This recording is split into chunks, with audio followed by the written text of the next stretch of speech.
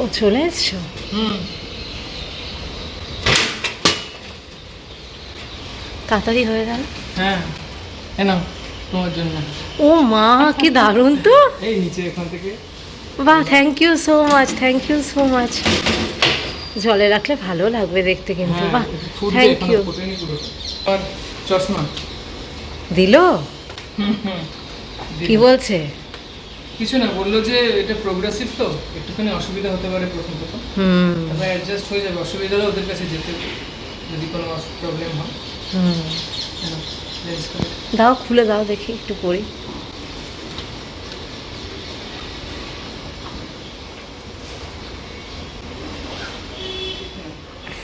ভালোই লাগছে।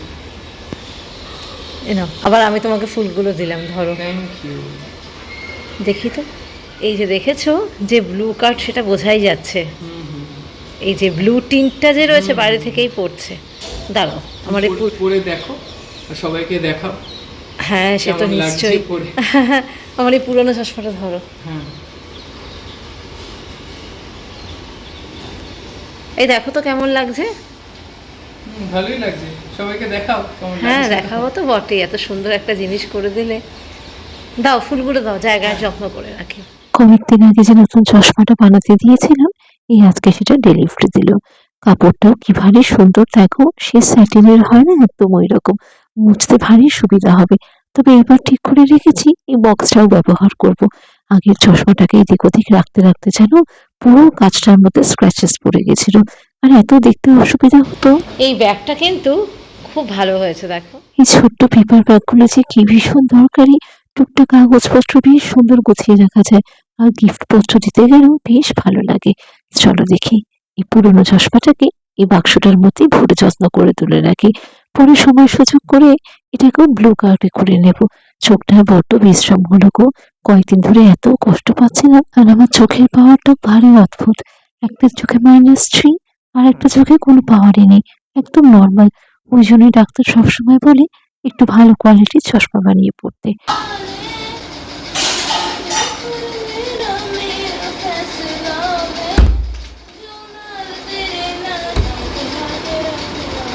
সব হয়ে গেছে মাম্মা? কি লিখলি দেখি? ও মা, দিদিভাইয়ের ফটোটা তো ভালো লাগছে দেখতে। এই, ওটা আমি নাকি? এই বাবা, তুই এইরকম ফটোটা তুললি? হায় রে! ভুল লিখছিলাম, তারপরে আবার ইনস্টাগ্রাম থেকে দেখলাম, তারপরে ওখানে এসেছে। এই মা, এটা বাজে লাগছে মাম্মা, তুমি একটা ছোট্ট করে ওখানে এ লিখে দাও। না না না, এই ওখানে আরো বাজে লাগবে, আর ইচ্ছা করেই করেছি আমি। আচ্ছা, মানে তুমি এটা ট্রেন্ডিং করতে চেয়েছো? তাই জন্য এখানে অড়া লেখা আছে, দেখো। ও, দেখি মাম্মা আর কি কি লিখেছিস দেখি। সুন্দর হয়েছে মাম্মা। রায়ের জন্মদিন উপলক্ষে রীতি এই কার্ডটা বানাচ্ছে, সেই জন্যই অনেকক্ষণ ধরে ঘরে সবারই নো এন্ট্রি। এই হীরক যে এখন এলো, এইসব ফটোগুলো প্রিন্ট আউট করে একেবারে হাতে হাতে নিয়ে এলো। আর এই বৃষ্টি বাদলের জন্য আজ স্কুলটাও ঝড় ছুটি হয়ে গেছে। এই যে একটু ওপর থেকে লাগাও, নাও ধরো। কিন্তু মিম্মু, তুমি সব কিছুই ভালো করছো, কিন্তু কালকে হিস্ট্রির নাম্বারটা একটু কম হয়ে গেল কেন? আমার দেখার দরকার নেই, আমি যেটা কম সেটাতেই দেখবো। 30 মধ্যে তো দিয়ে চলবে। ওটা ভীষণ কম মাম্মা, ওটা কিছুতেই ওটা চালানো যাচ্ছে না। না না, ওটা চালানো যাচ্ছে না নাম্বারটা। চালিও না, আমি কি বলতে পারি বলো? বলো, আমি কি বলতে পারি? চালিও না। তুমি হিস্ট্রি কি পড়োনি? পড়েছিলাম, কৌশিক বলতে তো অনেকবার বলেছি মাম্মা, চ্যাপ্টারটা মুখস্থ কর, চ্যাপ্টারটা। তাহলে এত কম নম্বর এলো কি করে বাবা? তার মানে তোমার চ্যাপ্টার ভালো করে পড়াই হয়নি। জিজ্ঞেস করো না, বই করে আমার বইও লাগবে না। মানে হ্যাঁ, দেখিস ওপরটা কম কাট, ওপরটা কম কাট। সুন্দর হয়েছে কিন্তু মাম্মা, খুব সুন্দর হয়েছে। কিন্তু মাম্মা, তুই এই ফটোটা যা লাগিয়েছিস না, কষ্ট করে খুঁজে পেয়েছি, কোন নাটকের প্র্যাকটিসের সময় তুলেছিলাম আমি। কলকাতায় এটা? হ্যাঁ, ও, এই আগে আগের মতো কি তারা যাবে দিদিভাই কিন্তু এবার একটু আসতে চাইছে। না। হ্যাঁ আমরা এখনই দেখিয়ে দেবো, বিকেলবেলা অন্য কিছু দেবো। কোথায় দেখা তো কি গিফট? এইটা লাগাবো, হ্যাপি বার্থডে। এটা ছিল কিন্তু পিঙ্ক কালারের। এটা কি গিফট মাম্মা? এটা গিফট, এটা লাগাবো আর গিফট এইটা।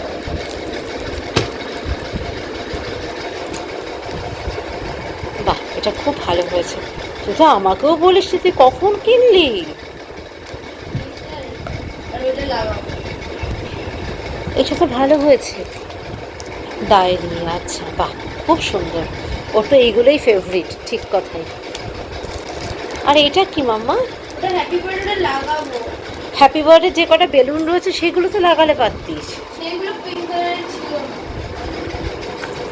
তোরা কতটুকু ছিলিস বাবা, এটা সত্যি। ব্যাঙ্গালোরের ছবি জানো? এইটা তো ব্যাঙ্গালোরের ছবি, যখন গেছিলাম। দিদিভাই বোধহয় ক্লাস 4-এ পড়তো, আর তুই তখন বোধহয় সবাই নার্সারিতে। আবার যাবো ব্যাঙ্গালোরে। দেখি পরের বছর তো বলেছি, কি হয়। তারা পরে বসে যাবো। আর ম্যাচ দেখতে যাবো, যাবে তো? হ্যাঁ দেখি। এই স্যাটিনের রিবনটা রেখে দিস, কাজ হয়ে গেলে পরে মামা। একটু এখানে একটুখানি বো করে লাগিয়ে দিস। হ্যাঁ এক সাইডে লাগিয়ে। ভালো লাগছে, ভালো লাগছে।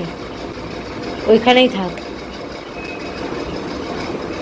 ওইখানেই থাক, খুব সুন্দর লাগছে দেখতে। দেখি, এই যে একটু এরকম ব্যাখ্যা করে হ্যাঁ। লাগিয়ে দে।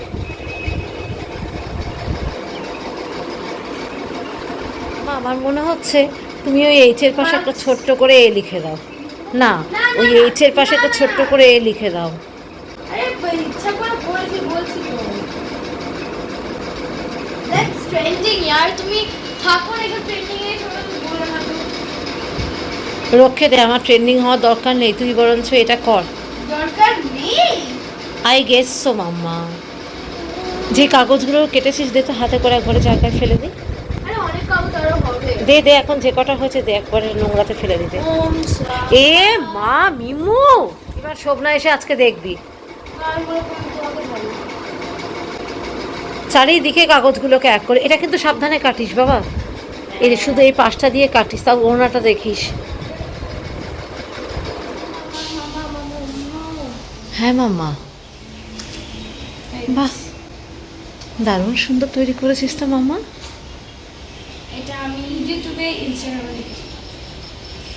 কোথায় দেখেছিলে? ইউটিউবে? একটা মেসেজ এলো তাই জন্য। তাই বলে দিদি ভাইয়ের নাম ছাগল? এমনি তো রাখি। ও এ আমাকে গাধা রাখে আর আমাকে ছাগল রাখে। এ বাবা, রীতি এখন রাইকে গিফটটা দিতে গেল, ক্যামেরাটাও আমি পেছন পেছন নিয়ে গেলাম, কিন্তু জানো দুজন মিলে এত খুনসুটি করছে সে আর দেখানো যাবে না, দরজা বন্ধ করে দিল। যাকে কিছু কিছু মুহূর্ত নিজেদের মধ্যেই থাকা ভালো। খানিকটা চা বসিয়েছি, এসে অবশ্য 1 কাপ চা খেয়েছিলাম, কিন্তু এই এখন দেখলাম হিরো কতগুলো মালপত্র নিয়েছে, তার মধ্যে এই গ্রিন টি 2-1টা প্যাকেট ফ্রিতে দিয়েছে। দেখি কেমন লাগে খেয়ে। তবে আগে জানো তো একবার কিনেছিলাম, সে তো খেতেই পারেনি, পুরো প্যাকেট ফেলা গেছে। হিরকের অপারেশনটা হওয়ার পরে ওরও খাওয়া দাওয়াতে প্রচুর রেস্ট্রিকশন চলে এসছে, আর তার মধ্যে দুধ চা তো পুরোপুরি বাতিল। তবে আমরা তো সেরকম করে দুধ চা খাই না, রোববার দিন সকালটাই হয়তো খাই। হিরকের জন্য একটা ছোট্ট গ্রিন টির প্যাকেট আনিয়ে রাখি, ওটাই ও খায়। গতকাল রাত্রে পেঁপেটা ঘষে রেখেছিলাম, সামান্য তাকে একটু কালচে ভাব হয়ে গেছে, কি জানি খারাপ হয়ে গেল নাকি। পেঁপেটা ঘষতেও তো সময় লাগে, সেই জন্য কাজটা গুছিয়ে রেখেছিলাম, এখন যেন মনটা খুঁতখুত করছে। ভাবছি একটু ভালো করে ধুয়ে নিয়ে ফ্যানের তলায় খানিকক্ষণ শুকিয়ে নেব। আর জানোই তো আমার বাড়িতে পেঁপে খাওয়ার কেউই নেই, আর ডালনা করলে তো সে কেউ ঘুরেও তাকায় না, তাও যদি এরকম পেঁপের ভর্তা করি খানিকটা খাওয়া হয়। কি হলো রে মামা? এটা আই মনে হয় কিন্তু আমার মনে হচ্ছে এই। এ বাবা, পেয়েছিস? না ওখান থেকে বার করে একটা দেবো। এই যে, হ্যাঁ এই জায়গাটা কোনটা দে।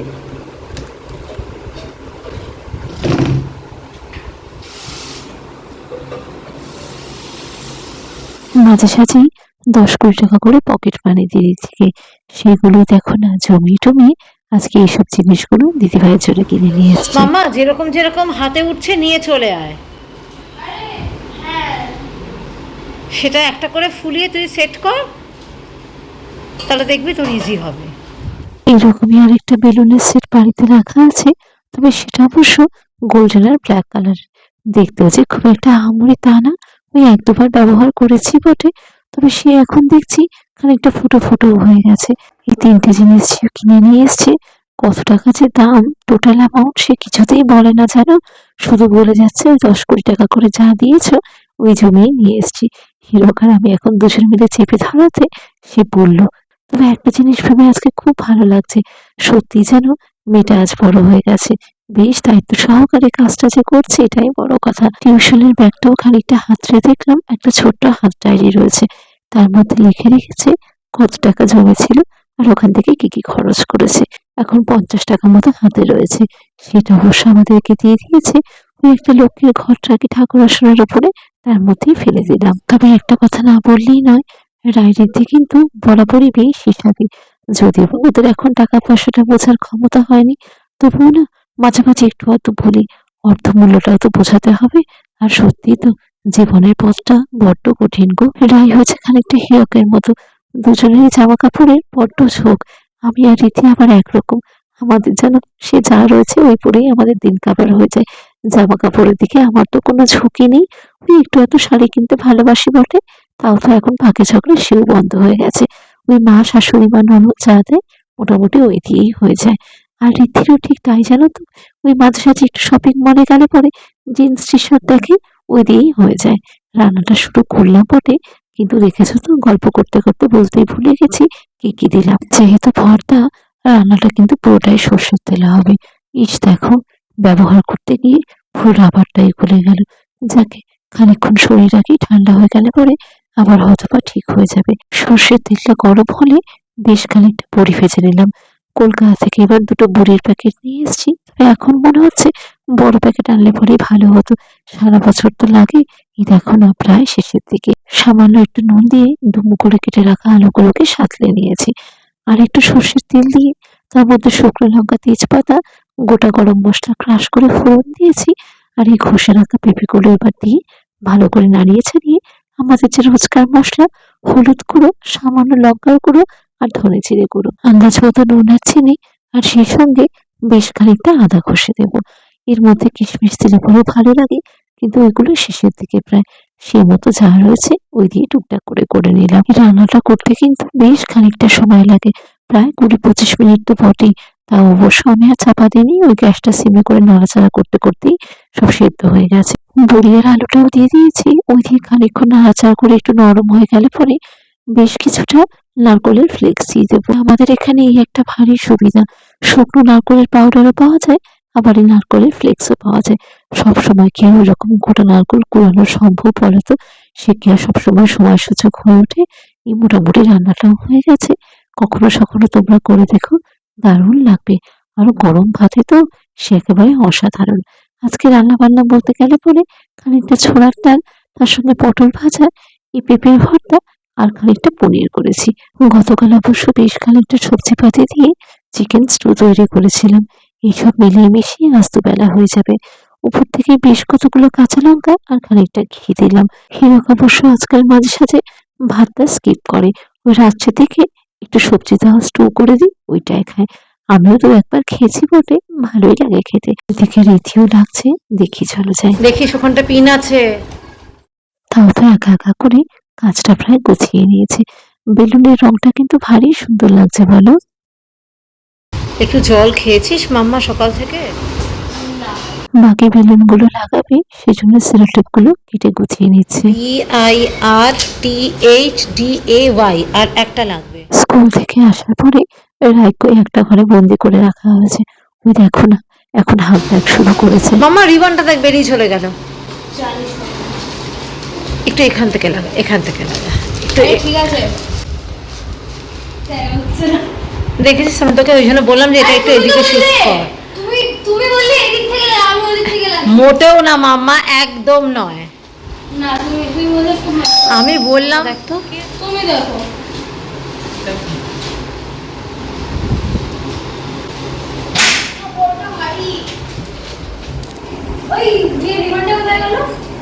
রিবনটা আমি নিচে দেখলাম চলে যেতে, ওই যে ওই যে ওই যে। এ মা,